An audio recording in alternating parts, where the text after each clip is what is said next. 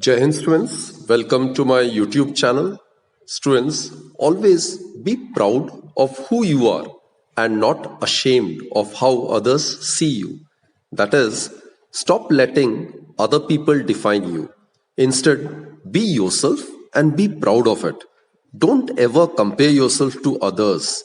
You are not a copy, you are an original. So, craft your own individuality and just be yourself. With that positive note, let's begin today's session, students.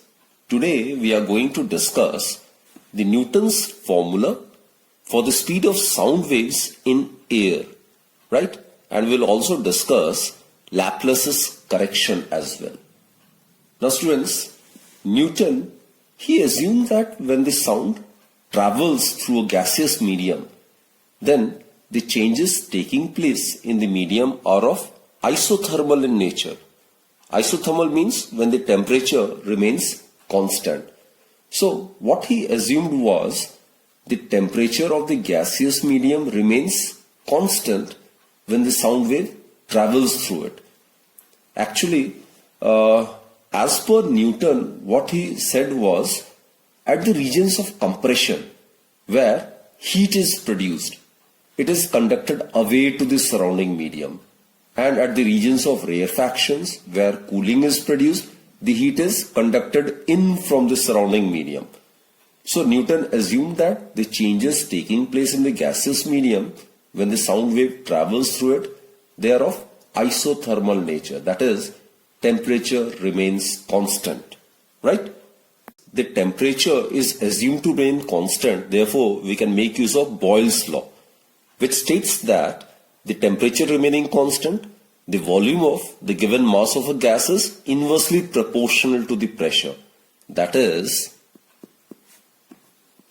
P into V is equal to constant. Right? V is inversely proportional to P, or PV is equal to constant. Now, on differentiating, we get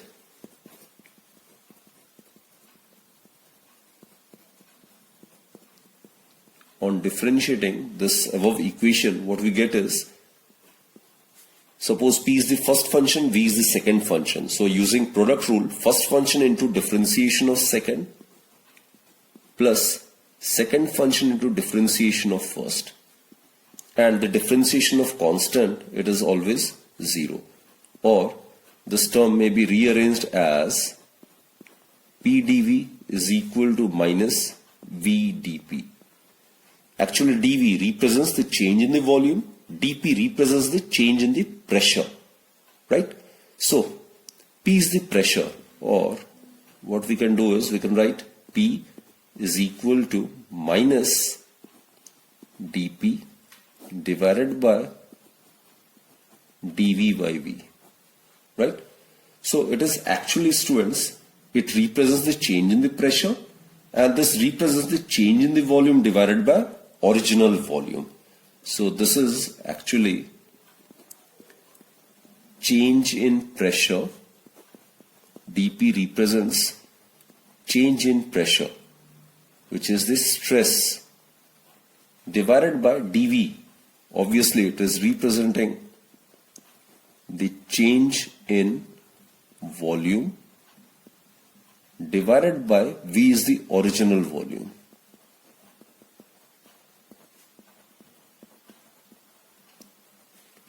So, as I've stated, this is stress by strain. This is the volumetric strain, which is change in volume divided by original volume, and this is the stress, change in pressure.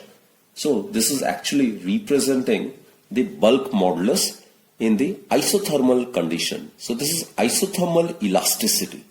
So, it is equal to isothermal elasticity of the medium, and it is a gaseous medium, so it is actually the bulk modulus. Let us represent it by K, and in the isothermal condition, so K iso. So this pressure P is equal to the bulk modulus in the isothermal condition. Let us consider this to be equation 1. Now students, In the previous lecture, we have discussed that the speed of longitudinal wave motion in a gaseous medium, it's given by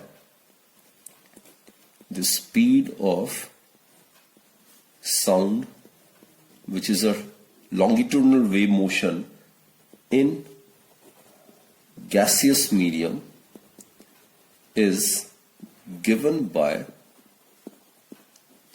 V, it's equal to square root of K by rho. Rho is the density of the medium and K is the elasticity of the medium, which in a gaseous medium would be the bulk modulus.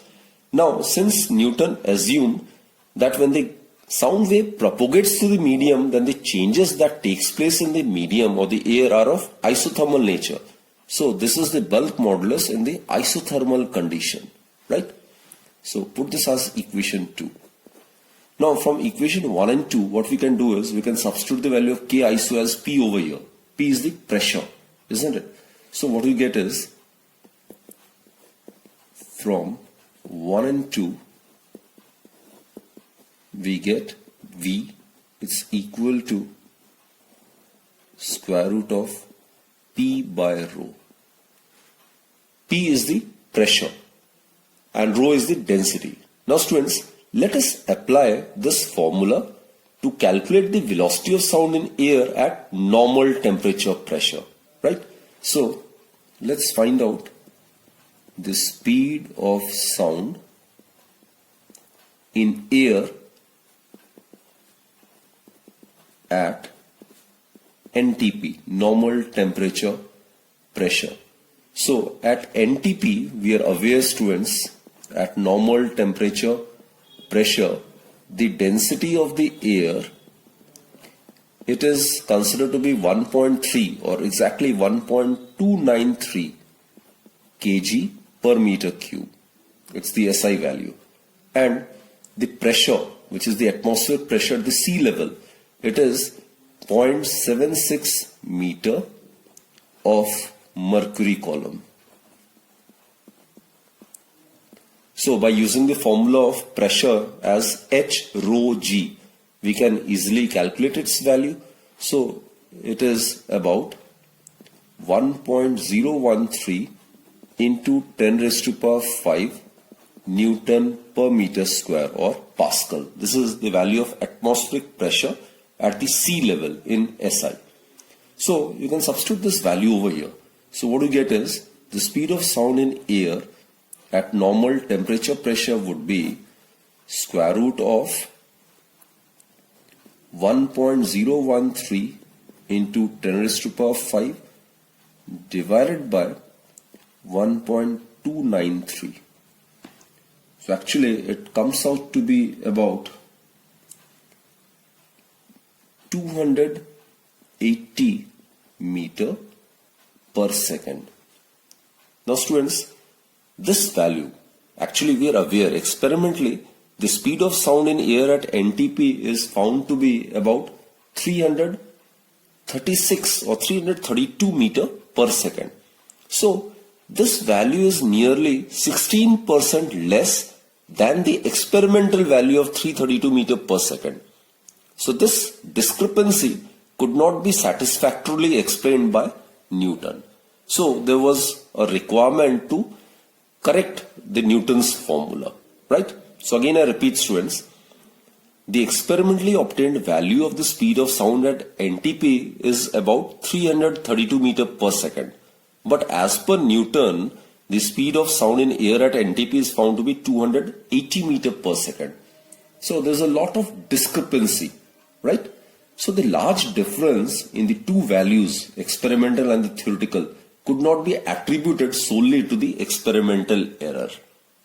Now students, Laplace, who was a French mathematician, suggested that it was wrong to assume that when sound travels in a gaseous medium, then the changes taking place in the gaseous medium are isothermal in nature. Actually students, we are aware that gaseous medium, that is air basically, it's a poor conductor of heat. So the heat produced at a compression cannot be conducted away to the surrounding medium in a short time. Similarly, heat cannot be conducted into the rarefaction where cooling is produced. So, as the heat contents of a compression or a rarefaction remain constant during the propagation of sound, therefore, the process, as per Laplace, he assumed that the process must be adiabatic in nature instead of isothermal. So, what I mean to say is that Laplace suggested that sound waves travel in air under adiabatic conditions and not under isothermal conditions, as was suggested by Newton.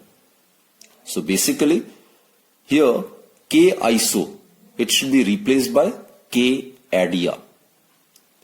So when the sound travels in air, the changes in volume and pressure take place rapidly.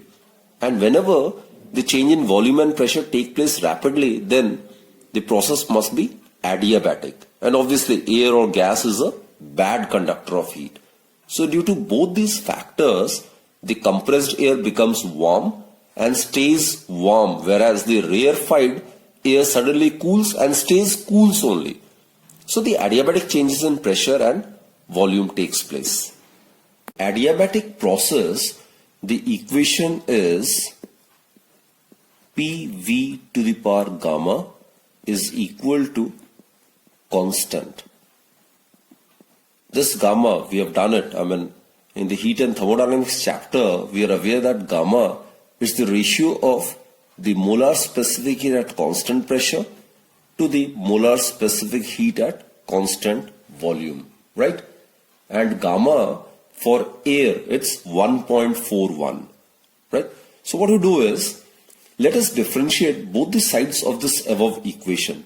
So on differentiating, what we get is, on differentiating the above equation on both the sides, we get, again make use of product rule. Suppose this is the first function, this is the second function. So first function into differentiation of second function. Differentiation of v to the power gamma would be gamma v to the power gamma minus 1 into dv, right? Plus second function, which is v to the power gamma, into differentiation of first function, that is dp. And differentiation of constant is 0. Or this can be further modified as gamma p dv plus v dp is equal to 0, right? So this can further be written in this particular manner: minus dp, which is the change in the pressure, divided by change in the volume divided by original volume. As I've stated earlier, students, this is actually the change in the pressure, which is the stress, and this is change in volume divided by original volume. This will be the volumetric strain. So stress over strain, that is the elasticity of the medium. And here we are talking about the elasticity of air under adiabatic process, right? So if you rearrange the terms, over here we'll be left with gamma into P, right? And this, as I've stated, it is the bulk modulus of the gaseous medium under adiabatic conditions. So it is equal to gamma P. Put this as equation number 3. Now students, the speed of sound in gaseous medium, it's given by square root of K by rho. Over here K would be K adia, right? So speed of sound in a gaseous medium is V, it would be equal to square root of K by rho. Now as per Laplace, the changes taking place in the air are adiabatic in nature. So this would be the elasticity of the gaseous medium under adiabatic conditions divided by density of the medium. So it will give us square root of, from equation 3 substitute this value of K adia, it's equal to gamma P by rho. So therefore it implies that the speed of sound in air at NTP would be equal to square root of gamma and square root of P by rho. Now students, the value, numerical value of square root of P by rho is obtained to be 280 meter per second. So you can directly substitute this value over here, right? Now for gamma, for air, the value of gamma, which is the ratio of the molar specific heat at constant pressure to the molar specific at constant volume, it is 1.41. So V, it will be equal to square root of 1.41, and square root of 1.41 can be taken as 1.2 multiplied by 280. So square root of 1.41 is 1.2 multiplied by 280. So it would be about 332 meter per second approximately. So students, it follows that the theoretical value of the speed of sound in air at NTP is in very close agreement with the experimental value. So thus, the speed of sound in gases is given by this equation. V is equal to K ADIA divided by rho.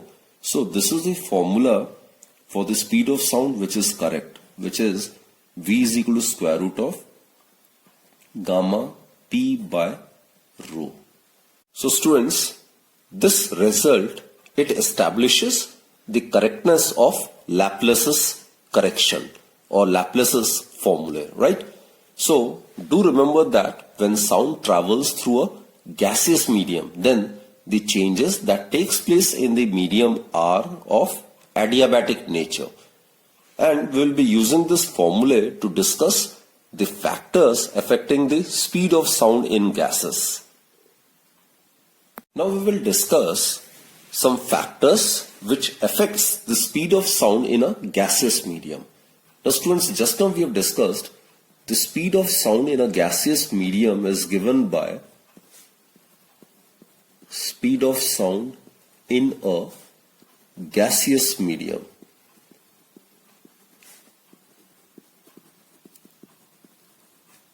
It is given by V, it's equal to square root of gamma P by rho. Rho is the density of the medium under consideration, P is the pressure, and gamma, it is the ratio of the molar specific heat at constant pressure to the molar specific heat at constant volume. Now students, let's first start with the effect of density on the speed of sound. So,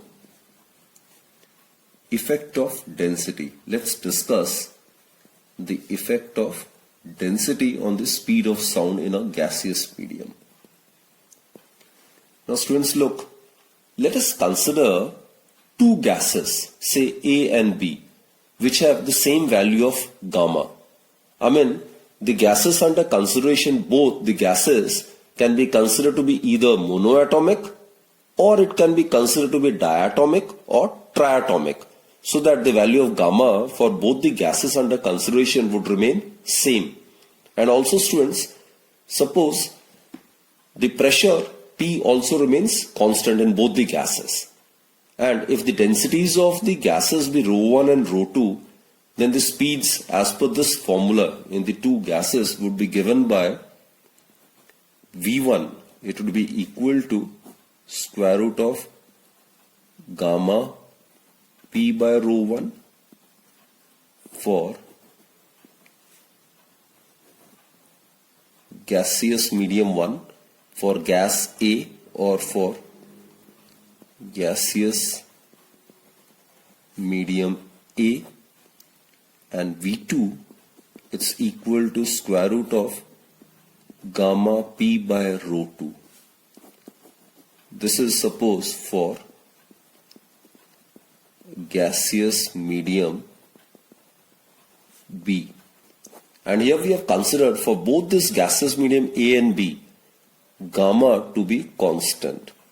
That is, both the gases are either monoatomic, diatomic or triatomic.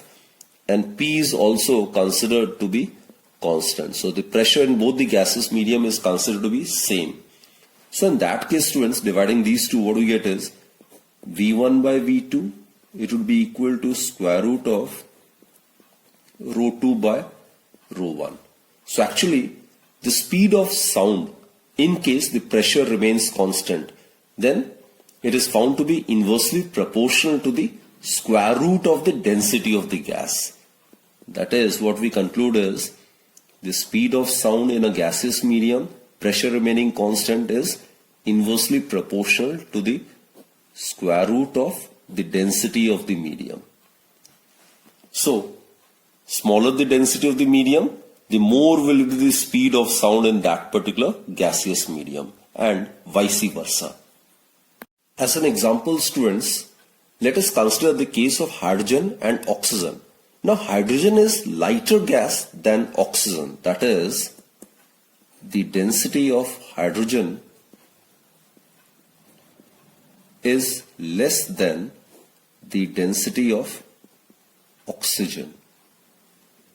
And therefore, students, it clearly suggests that the speed of sound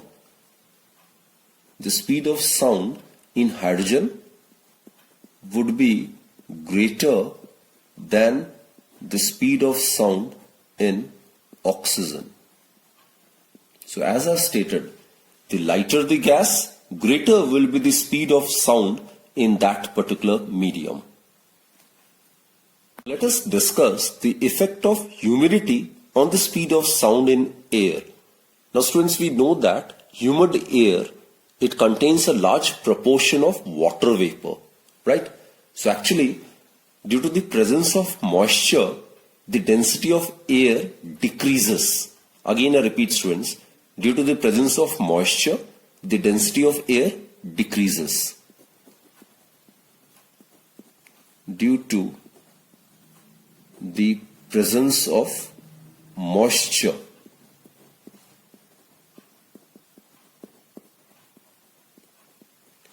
the density of air tends to decrease.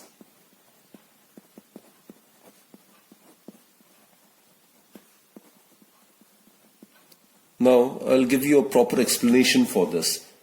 Actually, the density of water vapor, it is less than the density of dry air. Now, in the moist conditions, water vapor will replace dry air, and therefore the density will decrease, isn't it? Now, since the speed of the sound, it is inversely proportional to the square root of the density, therefore the sound travels faster in moist conditions than in the dry conditions. So basically, students, greater the humidity in the air, greater will be the presence of moisture, right? So smaller will be the density and greater will be the speed of the sound. So that is the very reason why sound travels faster after rain than on a dry day, because during rain or after rain the condition becomes moist. So the atmosphere, it contains water vapor, so the density decreases and hence the speed of sound increases. So the point to be noted is that, students, the density of water vapor is less than that of dry air. That is, the moist air contains water vapor and not water as such. Just do remember that. So the moist air is less dense than dry air, and lesser the density, greater will be the speed of sound.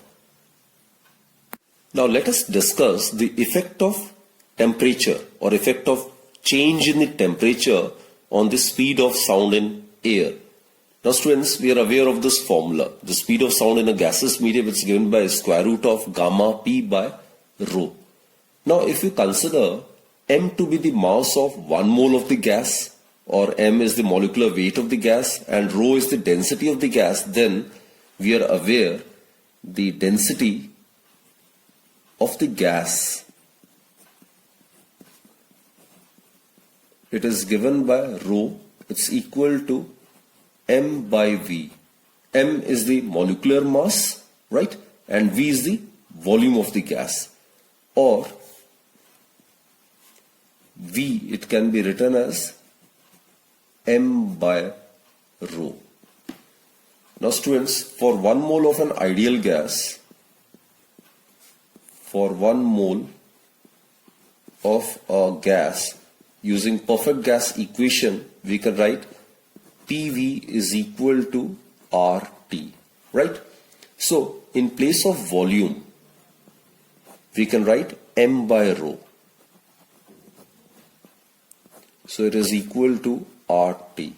Or, let's get the value of P by rho. P by rho. So, pressure divided by density of the gas, it may be written as RT divided by M. So if you substitute this value of P by rho as RT by M over here, so we get the speed of sound. It is given by, in terms of the temperature and the molecular mass of the gas, it will be given by gamma RT by M, square root of this entire term. Right? So this is the expression for the speed of sound in a gaseous medium in terms of the temperature. Here T is the temperature in the absolute scale or the Kelvin scale. Now, if we consider V1 and V2 are the speeds of the sound in a gaseous medium, say at temperatures T1 and T2 respectively.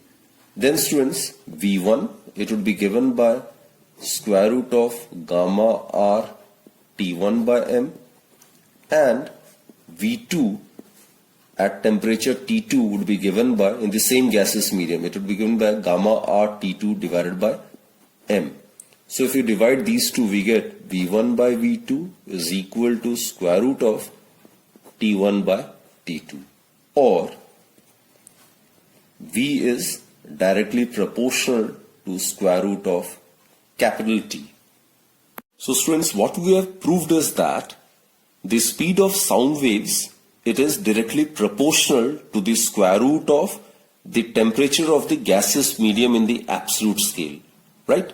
So this is the very reason why sound travels faster on a hot day than on a cold day. So with the increase in the temperature of the medium, the speed of the sound in the gaseous medium also tends to increase. Now students, using this mathematical expression, we can prove a very, very important result.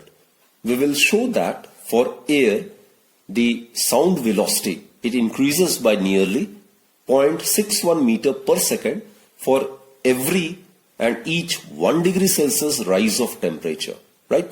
So let's try to verify this fact mathematically. Now suppose we are aware, already we are aware students, that the velocity of sound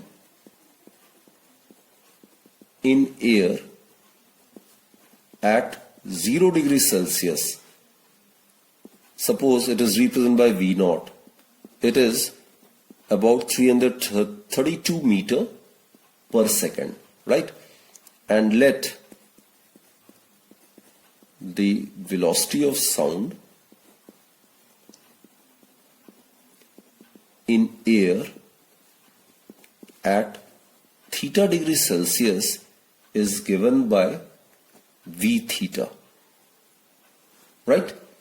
Now students, in that case, using this expression, what we get is V theta divided by V naught. V theta is the speed of sound in air at theta degrees Celsius, right? And V naught is the speed of sound in air at 0 degrees Celsius. So, using this expression, we get T, when this Kelvin scale is converted into Celsius scale. So, it is 273 plus theta, right? So, this is the relationship between the Kelvin scale and this Celsius scale. So, it is 273 plus theta. And 0 degree Celsius, it is 273 Kelvin. Clear students? I made use of this relationship as Kelvin scale it can be represented by capital T. It is equal to 273.15. So I'm avoiding writing that. I'm simply writing 273 plus theta. This is in the absolute scale and this is in degrees Celsius, right? So at 0 degrees Celsius, T would be 273, and at theta degrees Celsius, T would be 273 plus theta. So I've made use of this fact, right? So this may also be written as V theta divided by V naught. It may be written as 273 by 273, that will be 1 plus theta over 273, and the square root of the entire term, it may be written like this, to the power 1 by 2. Clear? Or it may also be written as V theta, which is the speed of sound in air at theta degrees Celsius. It's equal to V naught multiplied by 1 plus theta divided by 273 to the power half. Now students, we can expand it binomially. That is, we can expand it by using binomial theorem, right? And this is the formula basically. 1 plus x to the power m, provided the mod of x is less than 1. Then it may be written as 1 plus mx plus m minus 1 by 2 factorial into x square and higher terms, right? So this is the binomial theorem. So let's expand it. Theta by 273, it's less than 1. Therefore, it can be expanded binomially. So what we get is, it will be V naught 1 plus mx, m is half, multiplied by theta by 273 plus terms containing higher powers of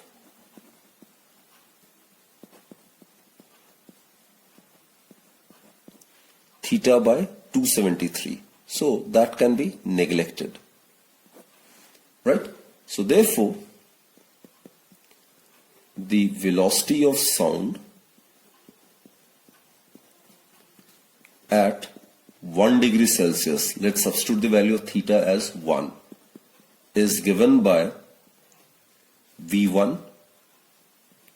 It is equal to, substitute the value of theta as 1, it would be equal to V naught 1 plus half multiplied by theta is 1 by 273 plus the terms containing higher powers of 1 by 273. 1 by 273 is negligible, is very very small, therefore the higher powers of 1 by 273 would be still smaller and hence can be neglected. So we'll be left with this term only. So it is equal to V naught 1 plus 1 by 546. That is V naught plus V naught divided by 546. That is, students, let's substitute the value of V naught as 332. So what we get is V1 minus V naught is equal to, substitute this value of V naught as 332 divided by 546. So this comes out to be 0.61 and unit of velocity is meter per second. So basically, there is an increase in velocity of sound for 1 degree Celsius rise in temperature, and that is, for every 1 degree Celsius rise in temperature, the speed of sound in air increases by 0.61 meter per second. Thus, students, velocity of sound increases by 0.61 meter per second or 61 centimeter per second for every 1 degree centigrade rise of temperature. And this is actually known as the temperature coefficient of the velocity of sound in air. Now let us discuss the effect of pressure on the speed of sound in air. Now students, we are aware the speed of sound in air, it's given by V is equal to square root of gamma P by rho. Right? Now students, to study the effect of pressure, let us assume that the temperature remains constant. So, at constant temperature, suppose the temperature is constant.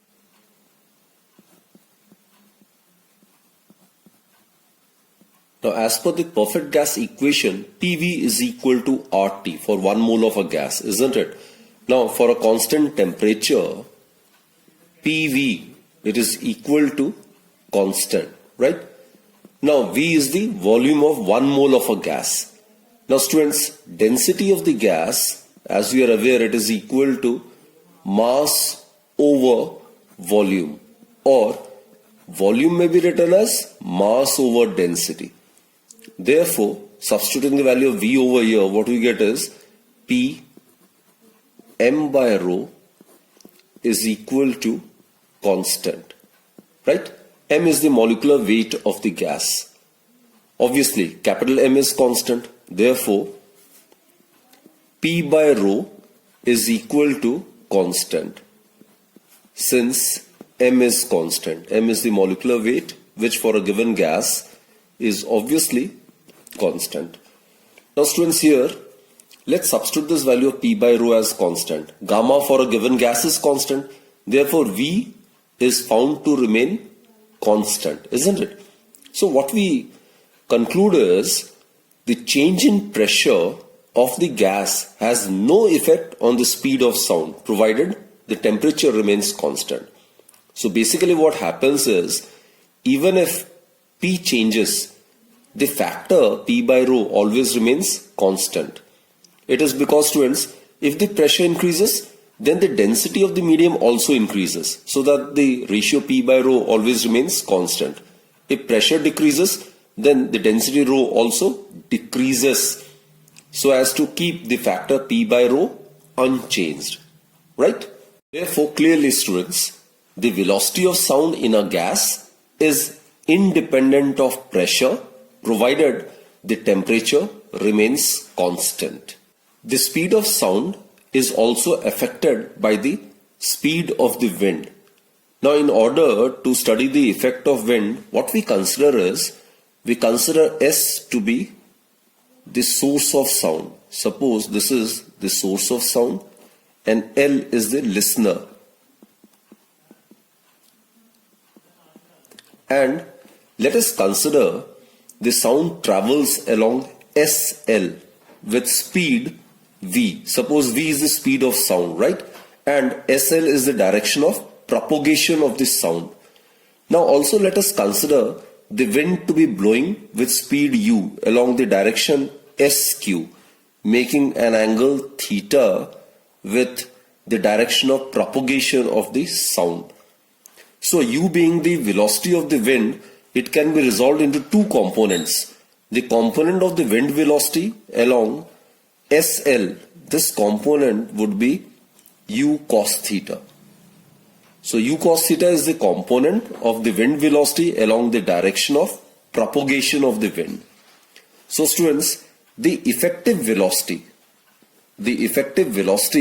of this sound, it will be given by V plus U cos theta, right?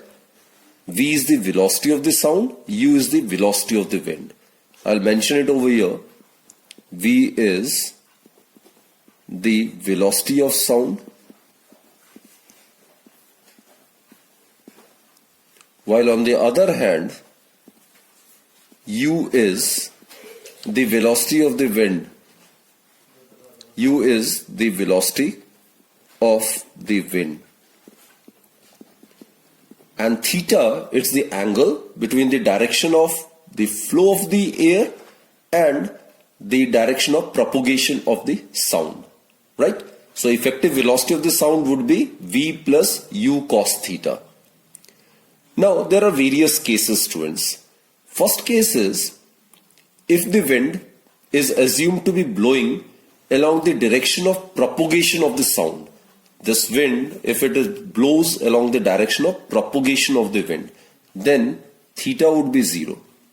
So in case theta equals to 0, then cos 0 would be equal to 1. So the effective velocity of the sound in such a case, it would be equal to v plus u. So definitely in this case, the velocity of the sound will increase, right?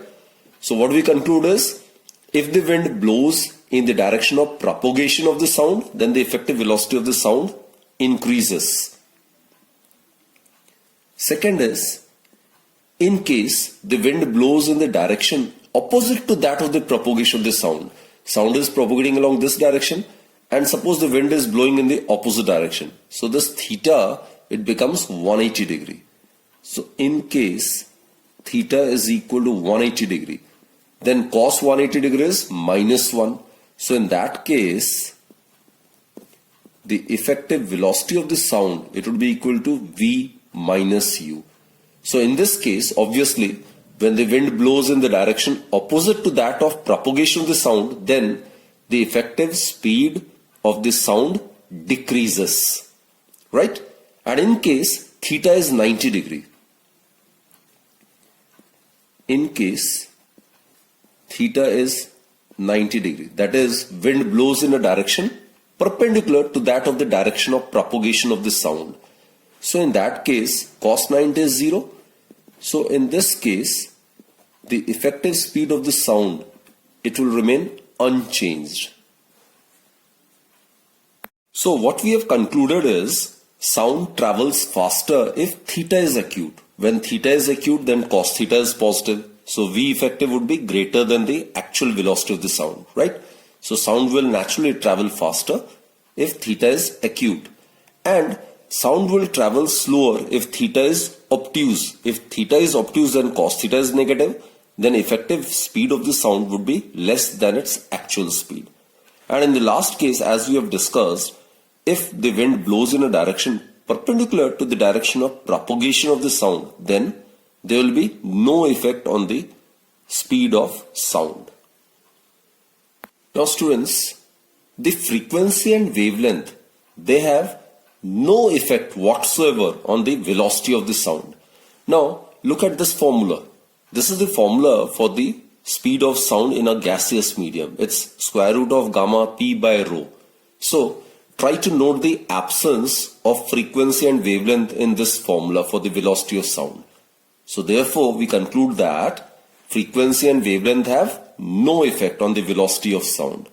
So frequency and wavelength have no effect on the velocity of sound.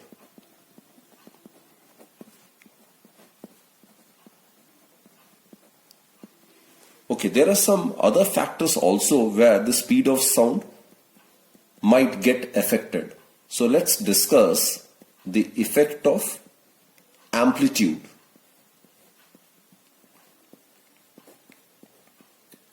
Now students, the amplitude ordinarily has no effect on the velocity of sound. However, if the amplitude is very large, then what happens is, due to the large amplitude, what happens is there will be slight increase in the velocity of the sound on account of slight increase in the temperature.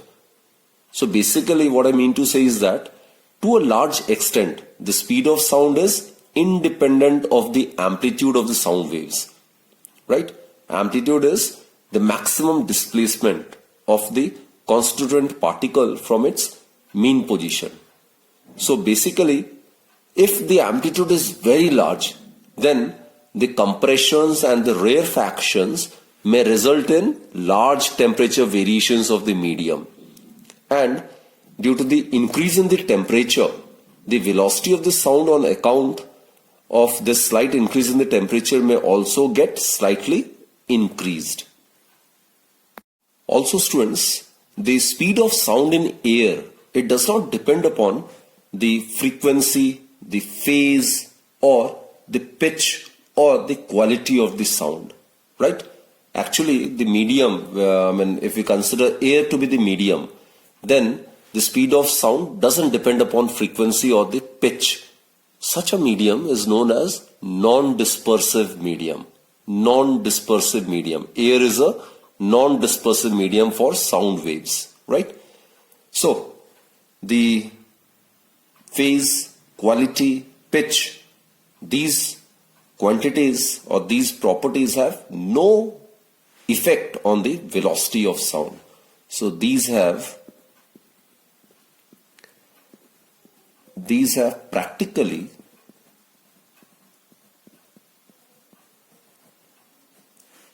no effect on the velocity of sound. So students, these are the factors on which the velocity of sound may depend or may remain unaffected, right? So we have discussed all the factors in detail.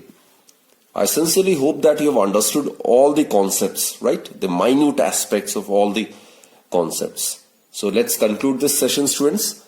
Keep watching my videos, and as I've always urged you, do study on consistent basis. It is only through hard work that your dreams will naturally get fulfilled and realized. So all the best, students, and keep watching my videos. Thank you.